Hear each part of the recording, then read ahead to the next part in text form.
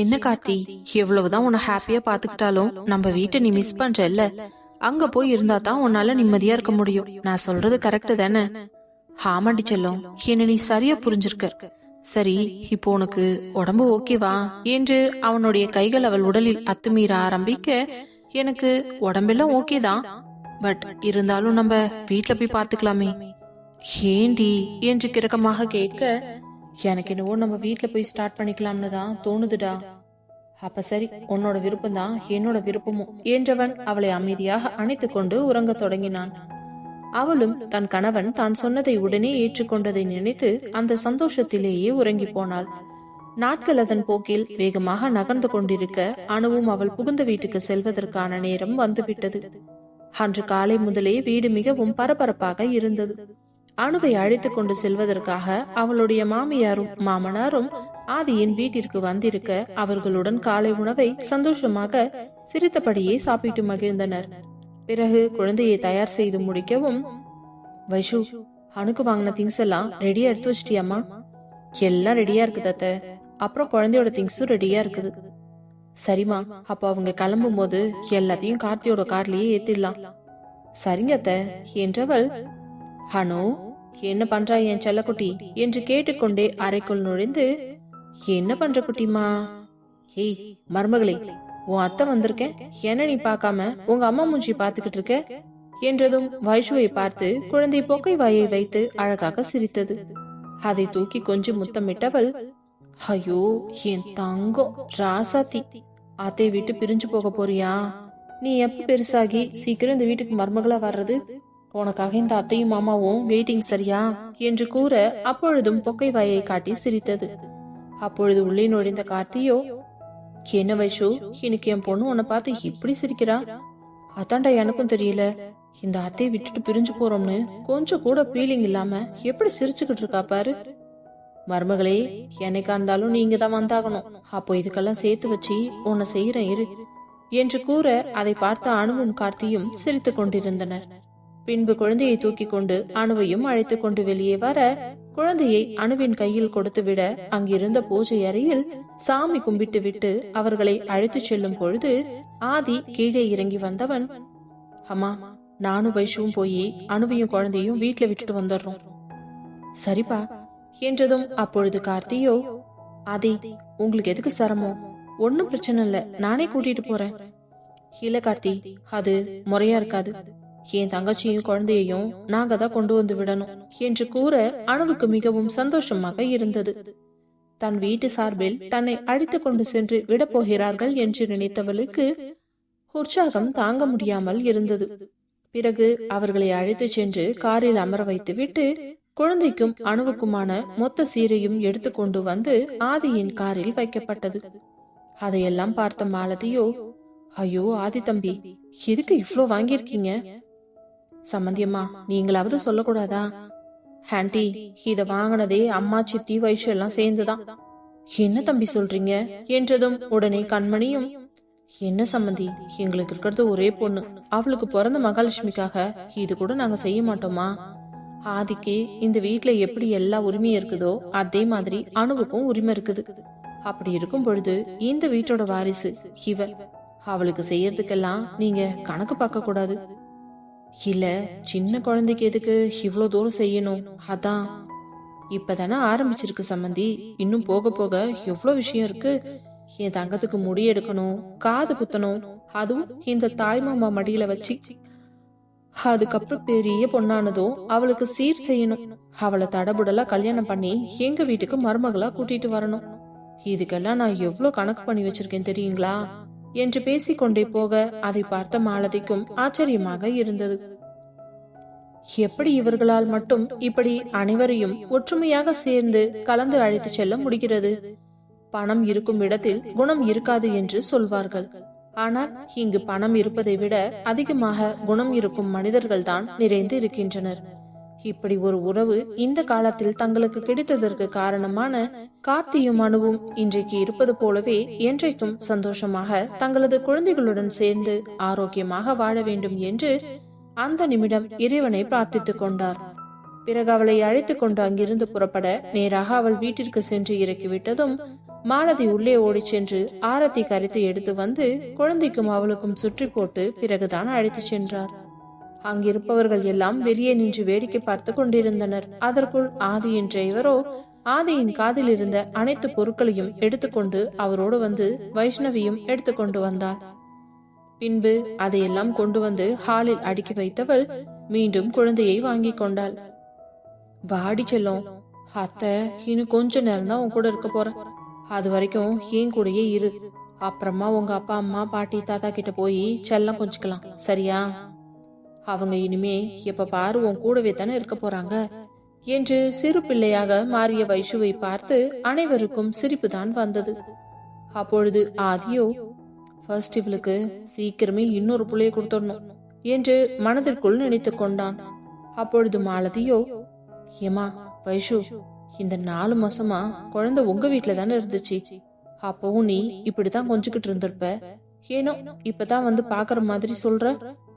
ஆமா ஆண்டி, அது என்னன்னே தெரியல, இந்த குட்டிமா என் மனசுல ரொம்ப இடம் பிடிச்சிட்டா. இவளை பார்க்காம என்னால ஒரு நாள் கூட இருக்க முடியாது. காலையில ஆபீஸ் கிளம்பும் போதும் இவளை பார்த்து கொஞ்சிட்டு தான் போவேன். ஈவினிங் ஆபீஸ் முடிஞ்சு வந்ததுக்கு அப்புறமும் முதல்ல வந்து இவளை பார்த்துட்டு தான் அடுத்த வேலையே. ஆனா இனிமே அப்படி பண்ண முடியாது இல்ல. அவதான் உங்க வீட்டுக்கு வந்துட்டாளே. இப்பவும் ஒன்னும் தப்பில்லம்மா. உனக்கு எப்பெல்லாம் குழந்தைய பார்க்கணும்னு தோணுதோ அப்ப எல்லாம் நம்ம வீட்டுக்கு வந்துரு, வந்து பாத்துட்டு போ. கண்டிப்பா வருவேன் ஆண்டி. நீங்க வரவே கூடாதுன்னு சொன்னாலும் நான் வருவேன்.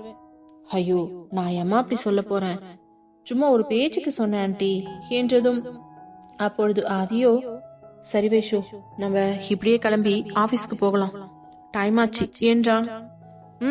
போலாம் ஆதி என்றவள் மீண்டும் குழந்தையை முத்தமிட்டு விட்டு அணுவின் கையில் கொடுத்தவள் ஆதியை பார்க்க ஆதியும் குழந்தையை வாங்கி கொஞ்சி விட்டு அணுவிடம் கொடுத்தவன், அனு பார்த்து கவனமா இரு, குழந்தைய பத்திரமா பாத்துக்கோ, உன் உடம்பையும் கவனிச்சுக்கோ, சரியா? இன்னும் கொஞ்ச நாளைக்கு ரெஸ்ட்லயே இருடா. அண்ணா, நீங்க கவலையே படாதீங்க. வந்த நாள்ல இருந்து இன்ன வரைக்கும் நான் ரெஸ்ட்ல தான் இருக்கேன். அம்மா இருக்காங்களே, என்ன ஒரு வேலை கூட செய்ய விட மாட்டாங்க. அதனாலதான் என்னை பத்தி நீங்க கவலைப்படாதீங்க. அதே மாதிரி உங்க மருமகளையும் நான் ரொம்பவே பத்திரமா பாத்துக்குவேன் என்றாள். சரிடா என்றவன் அவள் தலையில் லேசாக கை வைத்து வருடி கொடுத்து விட்டு, அப்போ நாங்க கிளம்புறோம். கார்த்தி, இன்னைக்கு நீ ஆபீஸ்க்கு வர வேண்டாம். அணுவோடையும் குழந்தை கூடயும் இரு, நாளைக்கு வந்தா போதும். ஓகே ஆதி என்று கூறி அவர்களை வாசல் வரை வந்து வழி அனுப்பி வைக்க அங்கிருந்து காரில் புறப்பட்டவன் நேராக அலுவலகத்திற்குள் நுழைந்தான். வைஷுவின் முகம் கொஞ்சம் வாட்டமாக இருப்பதை பார்த்தவன் தன்னுடைய கேபினுக்கு சென்றதும் அவள் கையை பிடித்து இழுத்து, என்னாச்சுடி, ஏன் உன் முகம் இவ்ளோ வாடி போயிருக்கு? திடீர்னு குழந்தை நம்மளை விட்டு பிரிஞ்சு போனதும் எனக்கு கொஞ்சம் கஷ்டமா இருக்குது ஆதி. அதுதான், அதுக்காக நம்ம எவ்வளவு நாள் குழந்தைய நம்ம வீட்லயே வச்சுக்க முடியும்? அவங்க வீட்டுக்கும் போகணும் இல்ல. நம்ம வீட்லயே கூட்டிட்டு வந்து வச்சுக்க முடியாதா ஆதி? வச்சுக்கலாம் தான், எனக்கும் அந்த ஆசை இருக்குது. இருந்தாலும் அதுக்கு கார்த்தியும் அவங்க வீட்டுல இருக்கிறவங்களும் ஒத்துக்கணும் இல்லையா? அதுவும் இல்லாம அவங்க நம்ம வீட்டுல வந்து தங்கறதுக்கும் கொஞ்சம் தயங்குவாங்க. அதனாலதான் நான் அதை பத்தி எதுவும் பேசல. புரியுதாதி, இருந்தாலும் பாப்பாவை பிரிஞ்ச என்னால இருக்க முடியல, அதுதான் கஷ்டமா இருக்கு. சரி சரி, நீ ரொம்ப ஃபீல் பண்ணாத. கூடி சீக்கிரமே நமக்கு இன்னொரு பாப்பா வந்துரும். அதை வச்சுட்டு ஜாலியா என்ஜாய் பண்ணு என்றதும் அவள் முகம் முழுவதும் வெட்கத்தில் சிவந்து விட அவன் மார்பில் அடித்து விட்டு அவனை இறுக்கமாக அணைத்து கொண்டாள். அவள் உச்சியில் தன் தாடையை பதித்தவன், என் பொண்டாட்டி எப்பவுமே சந்தோஷமா இருக்கணும். இப்படியெல்லாம் எதுக்காகவும் ஃபீல் பண்ணக்கூடாது, சரியா? உங்க எல்லாருக்குமே கூடி சீக்கிரம் ஒரு சர்ப்ரைஸ் வச்சிருக்கேன்.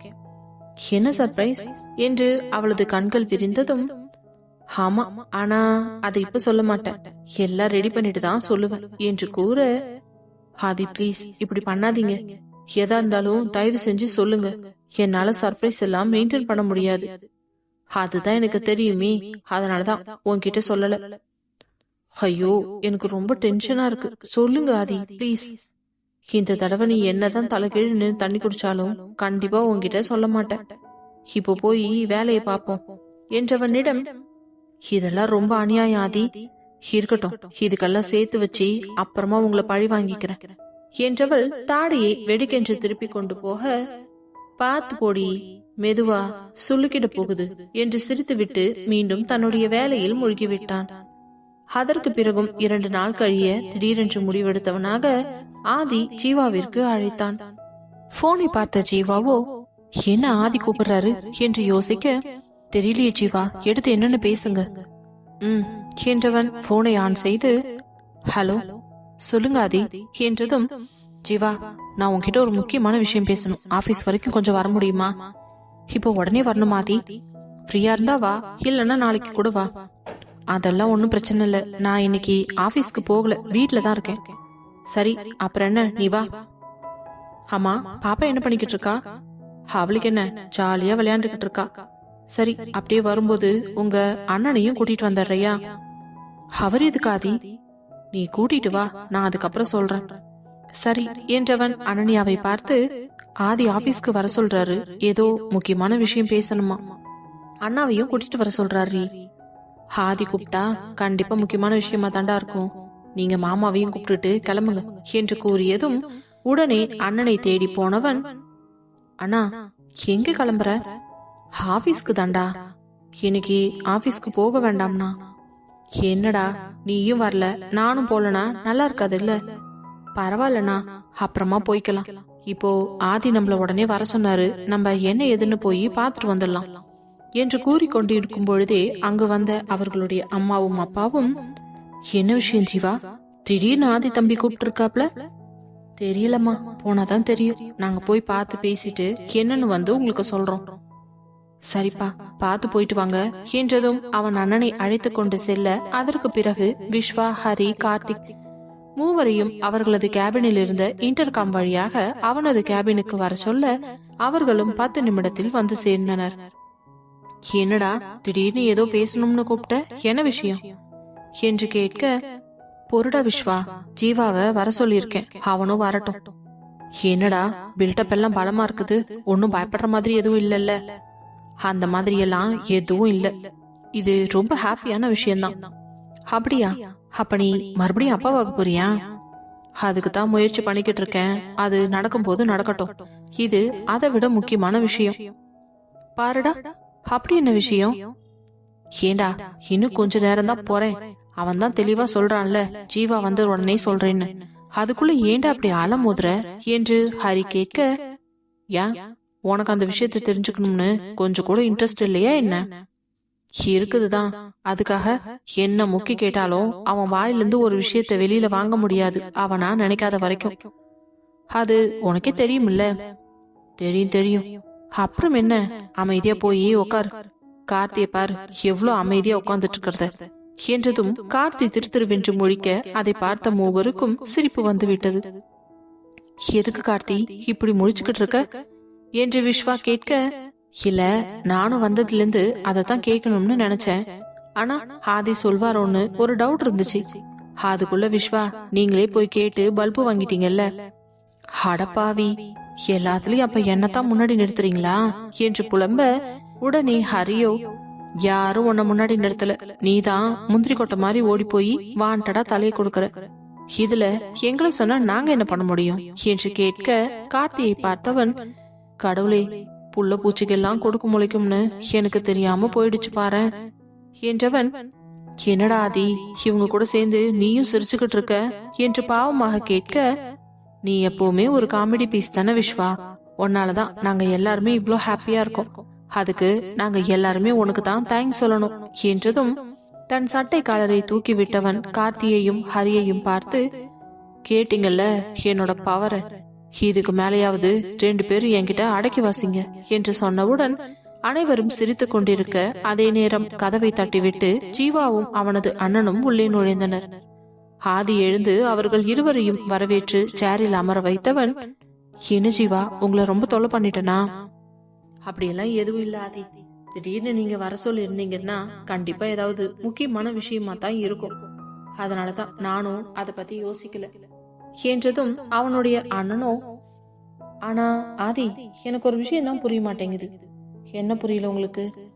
இல்ல, நீங்க எல்லாரும் ஃப்ரெண்ட்ஸ், ஜீவாவை கூப்பிட்டீங்க ஓகே, ஆனா என்ன எதுக்கு கூப்பிட்டீங்க என்றதும் உடனே விஸ்வாவோ, அது எப்படி இந்த கேங்ல நீங்க இல்லாம இருக்கலாம்?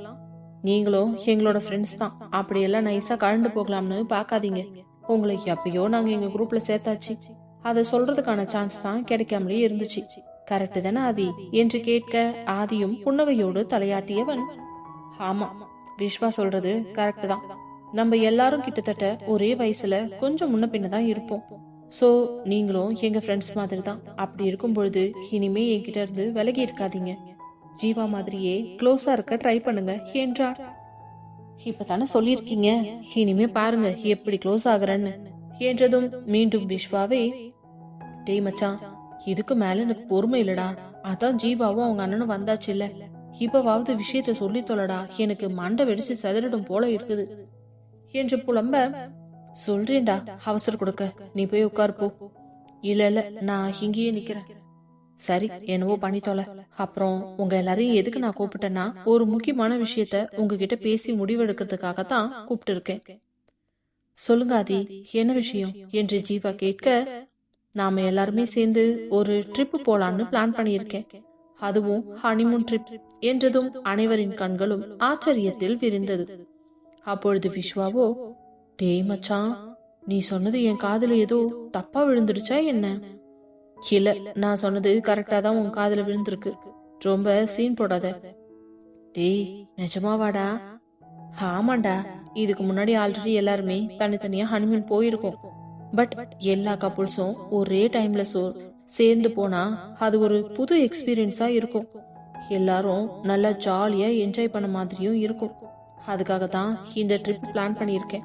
உங்க எல்லாருக்கும் ஓகே தானே என்றதும் உடனே ஹரியும் விஸ்வாவும், டபுள் ஓகே மச்சான், நாங்களே எங்களாவது போகணும்னு தான் நினைச்சுக்கிட்டு இருந்தேன். நல்ல வேலை, இப்ப நீ சொன்ன உடனே எனக்கு ரொம்ப ஹாப்பி ஆயிடுச்சு. அப்பொழுது விஸ்வாவோ, டேய் சீக்கிரமா பிளான் பண்ணுடா, ரொம்ப டிலே பண்ணிடாத. இப்பதானே போலான்னு பிளான் பண்ணிருக்கோம், இதுக்கப்புறம் தான் எந்த ஊர் போகணும் என்ன ஏதுங்கிறத டிசைட் பண்ணிட்டு தான் புக் பண்ணணும் என்று கூற, அப்பொழுது ஜீவாவோ, ஆனா ஆதி, எல்லார்கிட்டயுமே சின்ன சின்ன குழந்தைங்க இருக்காங்க, அவங்கள எல்லாம் கூட்டிட்டு போறது அவ்வளவு கம்ஃபர்டபுளா இருக்குமா? எல்லாமே ஓகேவா தான் ஜீவா இருக்கும். ஏன்னா எல்லாரும் இன்னும் சின்ன குழந்தைங்க இல்ல, கொஞ்சம் கொஞ்சமா வளர்ந்துட்டு தான் இருக்காங்க. அதனால நோ ப்ராப்ளம். அதுவும் இல்லாம உங்க எல்லாத்தையும் கூட்டிட்டு போய் அப்படி நான் கஷ்டப்படுத்த மாட்டேன்.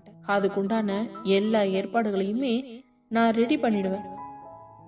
இல்ல நான் அப்படி சொல்லல ஆதி, நீங்க தப்பா நினைச்சுக்காதீங்க. ஜீவா ஏன் இப்படி பதட்டப்படுற?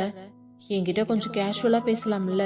அனன்யாவுக்கும் உனக்கும் ஒரே வயசுதான், அப்போ எங்களுக்கு ஈக்குவல் தானே நீ. இனிமே நீங்க வாங்க போங்கன்னு பேசாம நீ வா போன்னு பேசு. ஹலோ பிரதர், உங்களுக்கும் தான் புரியுதா? சட்டுன்னு வருமானு தெரியல ஆதி, இருந்தாலும் ட்ரை பண்றேன் என்று ஜீவாவின் அண்ணா கூற, ஜீவாவோ, நாளா அப்படி இல்ல, உடனே ட்ரை பண்ணிடுவேன். ஓகே ஆதி, ஒன்னும் பிரச்சனை இல்ல, நீ எப்படி சொல்றியோ அதே மாதிரி பண்ணிடலாம். இப்பதான் ஜீவா ஃபார்முக்கு வந்திருக்காப்ல என்று கார்த்தி கூற அனைவரும் சிரித்து கொண்டனர். அப்பொழுது ஜீவா தான், சரி நம்ம எங்க போறோம், எவ்வளவு நாள் போறோம், யார் யாரெல்லாம் போறோம்னு டிசைட் பண்ணியாச்சா என்று கேட்டதும் உடனே ஆதியும், நம்ம எல்லாரும் தான் போறோம், நம்ம கூட நம்மளோட வைஃபையும் குழந்தையையும் ஃபேமிலியையும் கூட்டிட்டு போக போறோம். வாவ் சூப்பர், நாமளே எத்தனை பேர் இருக்கோம், அப்புறம் நம்மளோட வைஃப் குழந்தைங்க எல்லாம் ஒண்ணு சேர்ந்தா அதுவே பெரிய கேங் ஆயிடும்ல. ஆமாண்டா, கொஞ்ச நாளா பிசினஸ் ஸ்ட்ரெஸ், ஆபீஸ் டென்ஷன் மாத்தி மாத்தி குழந்தைங்க பிறந்தது, ஹாஸ்பிட்டல், இப்படியே ஓடிடுச்சு. லைஃப் கொஞ்சம் போரிங்கா போற மாதிரி இருக்கு. நமக்கே எப்படி இருக்குதுன்னா நம்ம வைஃபுக்கெல்லாம் சொல்லவே தேவையில்லை. அதான் அவங்களுக்கும் மைண்ட் கொஞ்சம் ரிலாக்ஸேஷன் வேணும் இல்லையா, அதான் வெளியில போயிட்டு வரலாம்னு. அதுவும் இல்லாம பிரியங்கா வேற எப்ப பார்த்தாலும் இன்னொரு குழந்தை வேணும்னு கேட்டுக்கிட்டே இருக்கா. அப்படி ஹரிக்கும் ஒரு சான்ஸ் கொடுத்த மாதிரி இருக்கும் இல்ல என்றதும் ஹரியின் முகம் வெட்கத்தில் சிவந்து விட்டது. ஏண்டா என்னவோ நீங்கெல்லாம் எதுவுமே ட்ரை பண்ண மாட்டேங்கிற மாதிரி இல்ல, என்ன மட்டும் சொல்றீங்க? ஆதி, உன் மனசாட்சி தொட்டு சொல்லு, உனக்கு இன்னொரு குழந்தை வேணும்னு ஆசை இல்லையா? ஏன் இல்லாம, எனக்கெல்லாம் நிறையவே ஆசை இருக்குது. என் பொண்டாட்டி கூட இப்பவே ரெடி தான். அப்புறம் என்னடா, அது அதுக்குன்னு ஒரு நேரம் காலம் வரணும் இல்ல, வரும்போது எல்லாம் தன்னை போல நடக்கும். அது இப்போ ஹனிமூன் ட்ரிப்ல நடக்கவும் வாய்ப்பு இருக்குது என்று கூற, உடனே ஜீவாவோ, எனக்கு ரொம்ப ஹாப்பியா இருக்காதி. சரி நம்ம எந்த ஊருக்கு போறோம்? நம்ம ஐஸ்லாந்து போலாம்னு பிளான் பண்ணியிருக்கேன். உங்க எல்லாருக்கும் ஓகே தானே என்றதும் அனைவரின் கண்களும் ஆச்சரியத்தில் விரிந்தது. அப்பொழுது ஜீவாவின் அண்ணன் ஜெகதீஷோ, என்ன சொல்றீங்க ஆதி, நிஜமாவா? இதெல்லாம் நான் மேப்ல தான் பாத்திருக்கேன் என்றதும், ஆமா, ஹனிமூனுக்கு இந்த மாதிரி ஒரு குழு குழுன்னு இருக்கிற இடத்துக்கு போகாம எப்படி இருக்க முடியும்? நம்ம வாழ்க்கையோட அடுத்த கட்டத்தை நம்ம நோக்கி போய்கிட்டு இருக்கோம். ஆல்ரெடி எல்லாரும் கல்யாணம் ஆன புதுசுலயே ஹனிமூன் போயிருப்போம். அதுக்கப்புறம் இப்போ எல்லாருக்கும் குழந்தை வந்தாச்சு.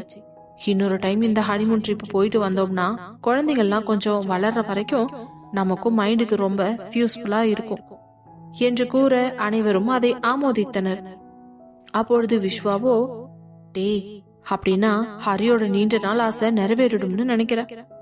என்னடா சொல்ற என்று ஆதி குழப்பமாக கேட்க, ஆமா, பிரியங்கா தான் இன்னொரு குழந்தை பெத்துக்கணும்னு எப்ப பாரு காத்துக்கிட்டு இருக்கா.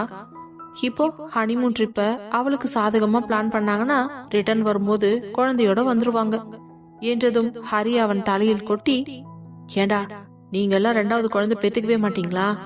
எப்ப பார்த்தாலும் என்னையும் பிரியங்காவையும் கிண்டல் பண்ணிக்கிட்டே இருக்கீங்க. டேய், நாங்க எங்கடா அவசரப்பட்டோம், நீ தாண்டா அவசரப்படுற. சரி, அப்படியே நான் இருந்துட்டு போறேன். அப்படியே நீங்க எல்லாம் ஹனிமூனுக்கு வந்து ஒண்ணுமே பண்ண மாட்டீங்களா என்று கேட்க, அதே நேரம் கார்த்தியோ, ஹரி, என்ன நீங்க இப்படி எல்லாம் பேசுறீங்க? அவ்வளவு தூரம் ஹனிமூனுக்கு வந்துட்டு ஒண்ணு பண்ணாம எங்களால எப்படி இருக்க முடியும் என்றதும் இப்பொழுது அனைவரும் கார்த்திகை அதிர்ச்சியாக பார்த்தனர். அப்பொழுது விஸ்வாவோ, டே கார்த்தி, நீ எங்களடா விட சின்ன பையன்னு நினைச்சோம், நீ எங்களையே தூக்கி சாப்பிட்டுருவ போல இருக்கே இந்த விஷயத்துல என்றதும் உடனே ஹரியும், இல்லையா பின்ன, கல்யாணமான புதுசுலயே அப்பா ஆயிட்டானே, அதுலயே தெரியல. ஆனா எனக்கு ரொம்ப சந்தோஷம்தான் கார்த்தி. நீயும் என் தங்கச்சியும் 2 பேரும் சேர்ந்து காலத்துக்கும் இதே மாதிரி சந்தோஷமாவும் காதலோடையும் இருந்தா போதும் என்று கூற, ஜீவாவிற்கு ஏதேதோ கற்பனை குதிரை ஓடிக்கொண்டிருந்தது. அதை பார்த்த ஆதி அவன் தோளில் தட்டி, என்ன ஜீவா, இப்பவே ஹனிமூன் போறத பத்தி யோசிக்க ஆரம்பிச்சிட்டியா? எனக்கு என்னவோ நீ ட்ரீமுக்கு போயிட்டேன்னு நினைக்கிறேன். ஆமா ஆதி, ஹனா கூட சேர்ந்து இப்படி ஒரு எக்ஸ்பீரியன்ஸ் செம்மையா இருக்கும்ல. ஆமா ஜீவா, அதுக்காக தானே இப்படி ஒரு பிளான் பண்ணியிருக்கேன். சரி, வீட்டுல பெரியவங்க எல்லாரையும் கூட்டிட்டு போகணும்னு சொல்ற, ஆனா வயசானவங்களால அந்த குளிர தாக்கு பிடிக்க முடியுமா? அதெல்லாம் முடியும் அவங்களால. அப்படி ரொம்ப முடியலன்னா ரூம்லயே ஸ்டே பண்ணிக்கிட்டோம், நம்ம மட்டும் போய் சுத்தி பார்த்துட்டு வருவோம்.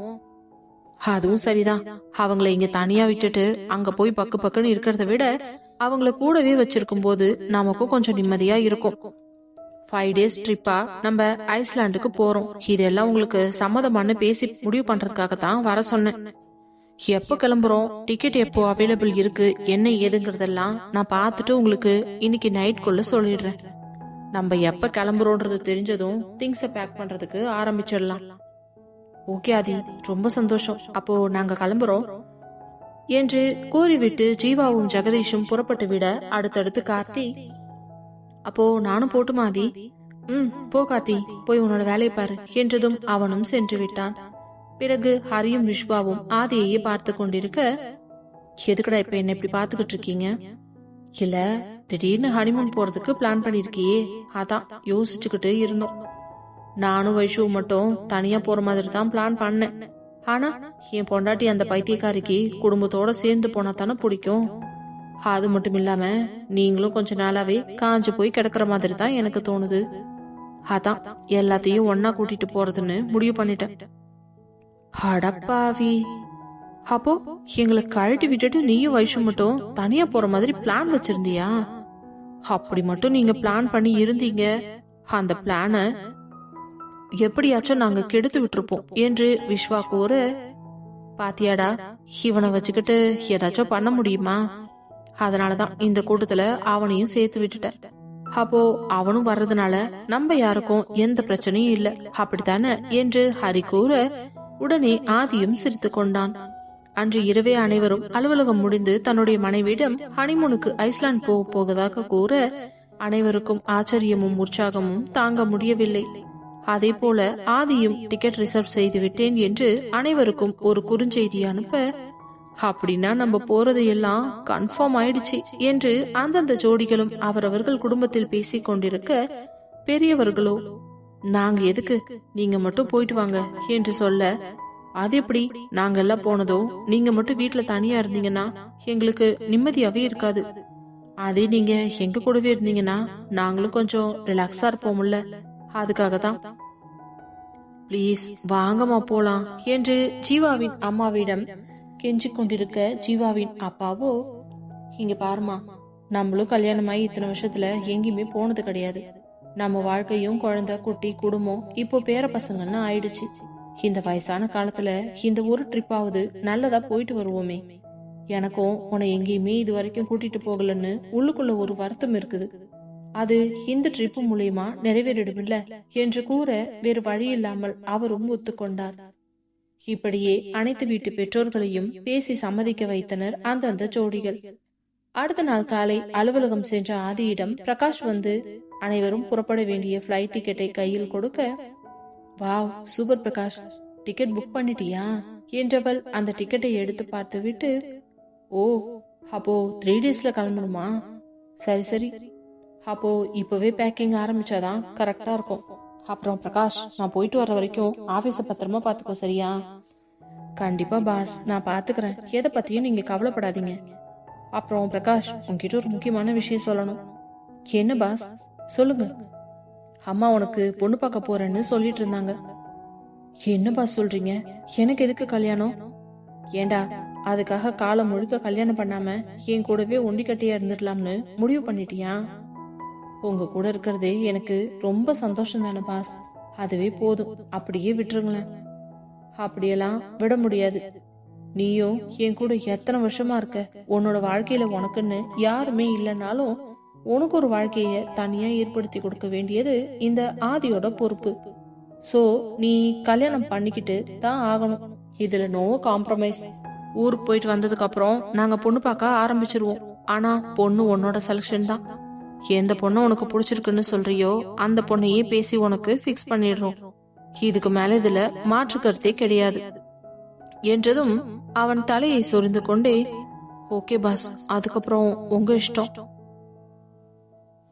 நீங்க சொல்ற மாதிரி தான் நான் கேட்பேன் என்று கூறிவிட்டு அவன் வெளியே செல்ல, அவனை பார்த்த ஆதிக்கு எப்படியாவது அவனுக்கு ஒரு திருமண வாழ்க்கையை ஏற்படுத்தி கொடுக்க வேண்டும் என்ற எண்ணம் மட்டுமே வந்துவிட்டது. அவனுக்கு நல்லதொரு பெண்ணாக பார்த்து கல்யாணம் செய்து வைக்க வேண்டும், அவனுடைய வாழ்க்கையில் இருக்கும் தனிமையை போக்க வேண்டும் என்று முடிவெடுத்து கொண்டான் ஆதி. பிறகு அவன் அம்மாவிற்கு போன் செய்த விஷயத்தை கூற, சரிப்பா, நான் கூட அன்னைக்கு உன்கிட்ட சொன்னேன்ல. ஆமா, அதான் இன்னைக்கு நானும் அவன்கிட்ட சொல்லியிருக்கேன். நீங்க ஒண்ணு பண்ணுங்க, நம்ம புரோக்கருக்கு போன் பண்ணி எல்லா டீடைல்ஸையும் சொல்லிடுங்க. அதுக்கப்புறம் பிரகாஷோட போட்டோவை நான் உங்களுக்கு வாட்ஸ்அப்ல சென்ட் பண்றேன். அதையும் நீங்களே அவர்கிட்ட கொடுத்துருங்க. அவருக்கு தேவைன்னா பிரிண்ட் அவுட் எடுத்துக்கிட்டோம். இல்லப்பா, பிரகாஷோட போட்டோ நம்ம வீட்லயே இருக்குதே, அதையே நான் கொடுத்துட்றேன். அப்படியா? அப்போ ரொம்ப நல்லதுமா. நீங்க இப்போ இருந்தே அவனுக்கு பொண்ணு பார்க்க சொல்லுங்க. நம்ம ஊருக்கு போயிட்டு வந்துட்டு அதுக்கப்புறம் எந்த பொண்ணு பிடிச்சிருக்கோ நேர்லயே போய் பொண்ணை பார்த்துட்டு வந்துடலாம். ரொம்ப நல்ல விஷயம் ஆதி. பிரகாஷுக்கு இப்படி ஒரு விஷயம் செய்யணும்னு நீ நினைக்கிறல்ல, ஓ நல்ல மனசுக்கு நீ நல்லா இருப்பப்பா. ஆமா, அவனுக்கு நம்மளை விட்டா யாருமே கிடையாது. நம்ம தான் அவனோட நல்லது கெட்டது எல்லாத்துலயுமே பாத்துக்கணும். அப்படி இருக்கும் பொழுது அவனோட அந்த வாழ்க்கையில அவன் அப்படி தனியா கடந்து கஷ்டப்படுறது எனக்கு ரொம்ப வருத்தமா இருக்குதுமா. முன்னாடியே அவனுக்கு கல்யாணம் பண்ணி வச்சிருந்திருக்கணும். ஆனா ஏன் அப்படி விட்டேன்னு எனக்கு இப்ப வரைக்கும் தெரியல. இனிமேலாவது லேட் பண்ணாம சட்டுன்னு அவனுக்கு ஒரு நல்ல பொண்ணா பார்த்து கல்யாணம் பண்ணி வச்சிடணும். நீ கவலையே படாத, நான் இன்னைக்கே புரோக்கருக்கு போன் பண்ணி வர சொல்றேன். பொண்ணுங்க இருந்தா அவங்க போட்டோவையும் வாங்கி வைக்கிறேன். எப்படியும் நம்ம ஊருக்கு கிளம்ப 3 நாள் இருக்குது. அதுக்குள்ள பிரகாஷுக்கு எந்த பொண்ணு பிடிச்சிருக்கோ அந்த பொண்ணை நம்ம பிக்ஸ் பண்ணலாம். ஊருக்கு போயிட்டு வந்ததுக்கு அப்புறம் நிச்சயதார்த்தமும் கல்யாண டேட்டும் பிக்ஸ் பண்ணிக்கலாம். சூப்பர்மா, செம்ம ஐடியா. சரி, நீங்க இப்பவே போன் பண்ணி பேசுங்க, நான் வைக்கிறேன் என்றவன் போனை கட் பண்ணி விட்டு புன்னகை முகமாக அமர்ந்திருந்தான். அப்பொழுதே அறைக்குள் வந்த வைஷ்ணவி, ஆதி என்னாச்சு, ஏதோ சிரிச்ச முகமா யோசிச்சுட்டு இருக்கீங்க? வைஷு வந்துட்டியா என்றவன் அவள் கைப்பிடித்து இழுத்து தன் மடியில் அமர வைத்துக் கொண்டு, நான் ஒரு முடிவு எடுத்திருக்கேன்டி. என்ன ஆதி, அப்படி என்ன முடிவு எடுத்திருக்கீங்க? அது நம்ம பிரகாஷ் இருக்கான்ல, அவனுக்கு ஒரு கல்யாணம் பண்ணி வைக்கலாம்னு இருக்கேன். பிரகாஷ் அண்ணன் ஏன் இவ்வளவு நாள் கல்யாணம் பண்ணிக்காம இருக்காரு? சட்டுன்னு ஒரு பொண்ணை பார்த்து முடிச்சு வைங்க ஆதி. எனக்கு ரொம்ப ஹாப்பியா இருக்கு தெரியுமா? ஆமாண்டி, இப்பதான் அம்மாவுக்கு ஃபோன் பண்ணி தரகர்கிட்ட ஏதாவது பொண்ணு போட்டோ இருக்கான்னு கேட்க சொல்லியிருக்கேன். சப்போஸ் அப்படி ஏதாவது இருந்துச்சுன்னா நம்ம ஊருக்கு கிளம்புறதுக்கு முன்னாடியே பொண்ணை மட்டும் போய் பார்த்துட்டு வந்துட்டோம்னா ஊருக்கு போயிட்டு வந்ததுக்கு அப்புறம் நிச்சயம் கல்யாண தேதியையும் குறிச்சிடலாம். சூப்பர் ஆதி, செம்ம. ஆனா இதுக்கு பிரகாஷ் ஒத்துப்பாரா? அவன்கிட்ட நான் கல்யாண விஷயத்த பத்தி பேசிட்டேன். அவனும் வேற வழி இல்லாம ஒத்துக்கிட்டான். ஆனா பொண்ணு பாக்குறதெல்லாம் இன்னும் சொல்லல. முதல்ல பொண்ணோட போட்டோஸ் எல்லாம் வரட்டும், அதுக்கப்புறம் இதையெல்லாம் பேசிக்கலாம். ஓகே ஆதி என்றவள், ஆதி நீங்க என் செல்ல ஆதி என்று அவன் கண்ணம் கிள்ளி கொஞ்சியவள் அவன் நெற்றியில் ஒரு முத்தம் கொடுத்து விட்டு எழுந்து ஓடிவிட்டாள். ஏன் பொண்டாட்டி ஒருத்தி, நான் எது பண்ணாலும் எது சொன்னாலும் சந்தோஷப்படுவா. இவள மாதிரி ஒரு பொண்டாட்டி கிடைக்க நான் ரொம்பவே கொடுத்து வச்சிருக்கணும் என்று கூறிக்கொண்டே தன்னுடைய வேலையில் மூழ்கிவிட்டான். அன்று மாலை அலுவலகம் முடிந்து வீட்டிற்கு வந்த ஆதியை பார்த்த கண்மணி சிரித்த முகமாக வரவேற்று, ஆதி ஒரு முக்கியமான விஷயம் பேசணும். அப்படியாம்மா, இதோ 5 மினிட்ஸ்ல ஃப்ரெஷ் ஆயிட்டு வந்துடுறேன். சரிப்பா, அப்படியே நம்ம பிரகாஷுக்கும் ஃபோன் பண்ணி உடனே வர சொல்லு. சரிம்மா என்றவன் பிரகாஷிற்கு போன் செய்து தன்னுடைய வீட்டிற்கு வருமாறு கூற அவனும் சரி என்று வைத்துவிட்டு அடுத்த அரை மணி நேரத்தில் ஆதியின் வீட்டில் இருந்தான். என்னாச்சு பாஸ், ஏதாச்சும் வேலை இருக்கா? அதெல்லாம் இல்ல, நீ ஃபர்ஸ்ட் இப்படி வந்து உட்கார் என்று அவன் கையை பிடித்து இழுத்து சோஃபாவில் அமர வைத்து விட்டு, அம்மா அம்மாதான் உன்னை உடனே கிளம்பி வர சொன்னாங்க என்றான். அப்படியா மேடம், எதுக்காக என்ன கூப்பிட்டீங்க? ஏதாச்சும் வேலை இருக்குங்களா? சொல்லுங்க, நான் வேலையை முடிச்சுட்டே வந்துடுறேன். ஐயோ பிரகாஷ், அதெல்லாம் ஒண்ணும் இல்ல, ஒரு நிமிஷம் இரு என்றவர் பணியாளை பார்த்து காஃபி எடுத்து கொண்டு வர சொல்ல, பின்பு காஃபியை அவன் கையில் கொடுக்கவும் அதை வாங்கி அமைதியாக கொடுத்து முடித்து விட்டு கப்பை கீழே வைக்க, பிரகாஷ் ஆதி உன்கிட்ட எல்லா விஷயத்தையும் பேசியிருப்பான். இப்போ தரகர் வந்து கொஞ்சம் பொண்ணுங்களோட போட்டோஸ் எல்லாம் கொடுத்துட்டு போயிருக்காருப்பா. அது எல்லாத்தையும் உன்கிட்ட காட்டி உனக்கு எந்த பொண்ணு பிடிச்சிருக்குதுன்னு சொல்றியோ அந்த பொண்ணையே மேற்கொண்டு பேசி முடிக்கலாம் என்று சொல்வதற்கு தான் வர சொன்னேன். ஐயோ மேடம், ஏன் இவ்வளவு அவசரம்? கொஞ்சம் பொறுமையா செய்யலாம்ல. நீங்க எல்லாம் இப்ப ஊருக்கு போக போறீங்க, இப்போ இதெல்லாம் ரொம்ப அவசியமா? அவசியம்தான் பிரகாஷ், எதையும் லேட் பண்ண கூடாது. பொண்ணை மட்டும் நீ செலக்ட் பண்ணு. நாங்க அவங்க வீட்டுக்கு போய் பொண்ணு பார்த்துட்டு வந்துடலாம். பொண்ணுக்கும் உனக்கும் ஒருத்தருக்கு ஒருத்தர் பிடிச்சிருந்துச்சுன்னா ஊருக்கு போயிட்டு வந்ததுக்கு அப்புறமா நிச்சயதார்த்தத்துக்கு தேதியையும் கல்யாண தேதியையும் ஒன்னாவே பிக்ஸ் பண்ணிடலாம் என்று கூற, அப்பொழுது அவன் மூலம் கொஞ்சம் வெட்கத்தில் சிவந்தது. அதே நேரம் ஆதியோ, சரி பிரகாஷ், எங்க முன்னாடி உனக்கு செலக்ட் பண்ண கூச்சமா இருந்துச்சுன்னா நீ போட்டோஸ் எல்லாம் உன்னோட வீட்டுக்கு எடுத்துட்டு போறியா? பொறுமையா வீட்டுல உட்காந்து அமர ஒரு போட்டோவையும் பார்த்துட்டு உனக்கு எந்த பொண்ணு பிடிச்சிருக்கோ நாளைக்கு காலையில வந்து என்கிட்ட சொல்லு. மிச்சத்தை நாம அதுக்கப்புறம் பாத்துக்கலாம் என்று கூற, அதுவும் அவனுக்கு சரி என்று பட்டது. ஏனென்றால் அவர்கள் முன்னால் அமர்ந்து பெண்ணின் முகத்தை பார்க்க அவனுக்கு கொஞ்சம் தயக்கமாகத்தான் இருந்தது. பிறகு அவர்களிடமிருந்து விடை பெற்று தன்னுடைய வீட்டிற்கு சென்று விட்டான்.